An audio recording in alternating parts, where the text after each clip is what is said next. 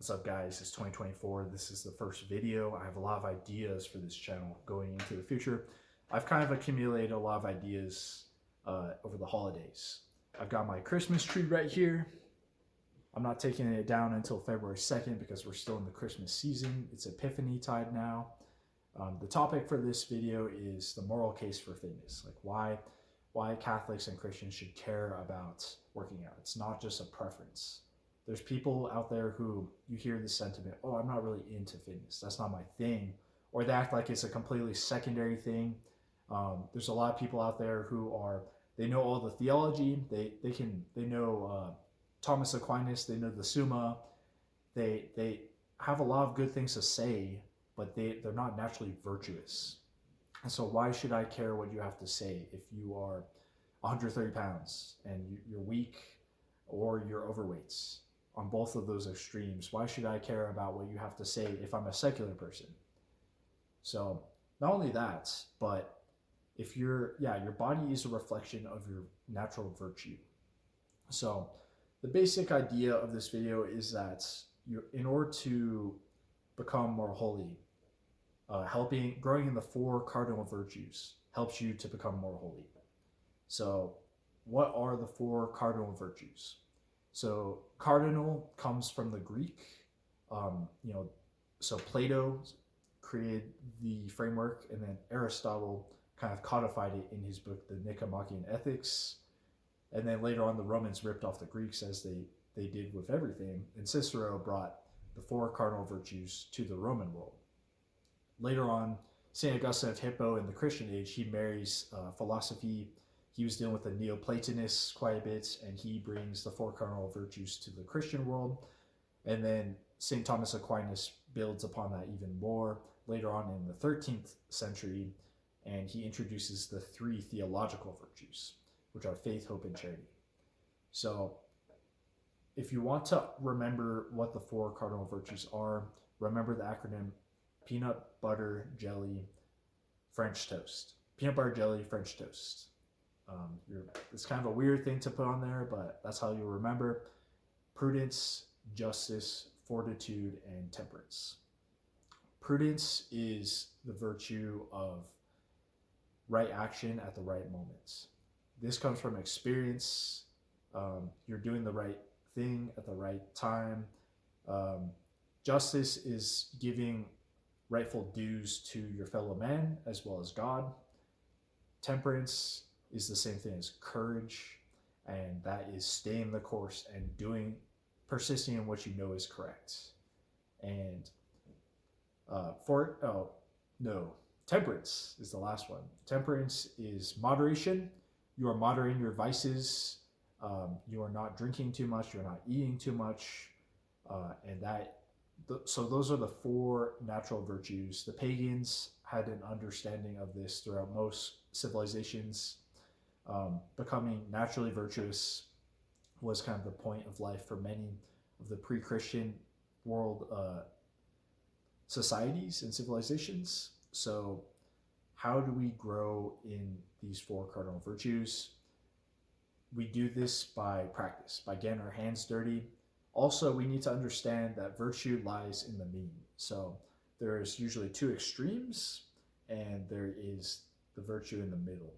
So, you can go to either extreme, but to be virtuous is in the middle.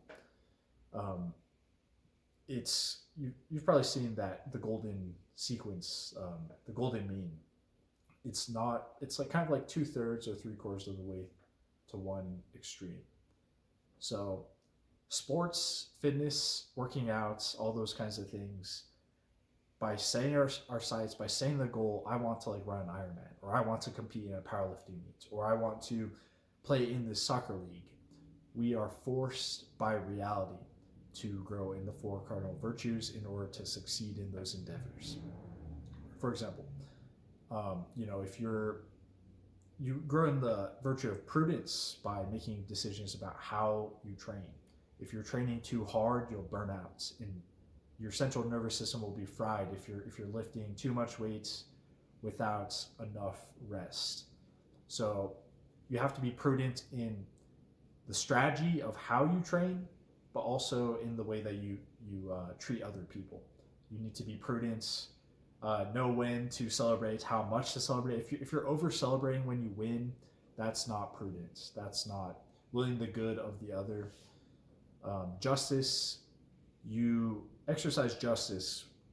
Oftentimes, here's an example: when you are playing competitive sports and you follow the rules and you're trying to be honorable, not because it's not only about winning, right? It's also about doing things correctly.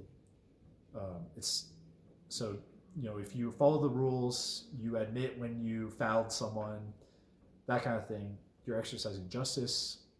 Temperance or courage, I'd say that's staying the course. You've picked out your strength training program, and it's 6 weeks long, and staying the course even when you don't feel like it, even when you don't feel like doing those big squats, you're still doing them. Even if you're not doing them that well, you're still staying the course. Also, even the gall to set goals in the first place is a form of courage. And then temperance, this one is like the most easy one, where it becomes pretty clear pretty quickly when you're training that you shouldn't drink too much, you shouldn't eat too little or too much, you shouldn't eat those seed oil drenched Funyuns because they make you feel bad and you won't perform as well. So having that concrete goal helps us grow in all these natural virtues, and the more that we are able to grow naturally in virtue, I would argue that the greater ceiling for holiness, because St. Thomas tells us that grace perfects nature. So, the natural virtues, we have our base physiognomy, our body, that we're building and training and cultivating all these habits. And then faith, hope, and charity are the three theological virtues. Build upon that. I think that someone who is fit and disciplined is more capable of love and service to others compared to someone who is 300 pounds. So we also need to understand why are we training in the first place, and it needs to be ultimately oriented towards us getting to heaven and for the good of others, for building community. Playing sports builds community. It's fun, it's rest for the soul. And then training for hard things like competitions, that helps us grow in the virtues. So I think on one extreme, you got the people who don't think that the body is good, that they think that the only thing that matters is the intellectual and the spiritual.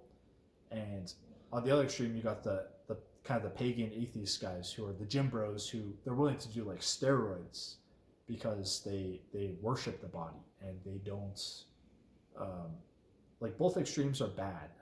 Once again, virtue's in the mean. So first of all, we need to orient ourselves properly towards why we're training, but then we need to understand that the body is good. The body was created by God, and God has entrusted us this body. Think about the parable of the gifts and talents. The servant who buried his talents in the ground versus the servant who went and multiplied his talents for his Lord when he was away. You want to be the servant who is building upon what has been given to you. People look at your physical body, and that is a form of witness. Like, it reflects your spiritual and mental values. If you're fit and well groomed and virtuous on a natural level, then people will listen to what you have to say a lot more. Like, those family members who are atheists, if you're like a slob, they're not going to care about what kind of theological points you have, even if you're correct. They're actually looking at your virtue. So that's why we should care. That's why we should shame people who don't care about fitness, or at least encourage them. And we need to build kind of more of a culture of everyone is into fitness. It's kind of a unique challenge to our time era, because once again, the Industrial Revolution has created sports culture, and you have to choose fitness in a way you have to choose virtue, whereas before it was all just necessity. If you didn't plow the fields, you would starve, you know? So you have to, like before, people would be by default more virtuous, but today we have so much luxury that you have to choose the path of virtue.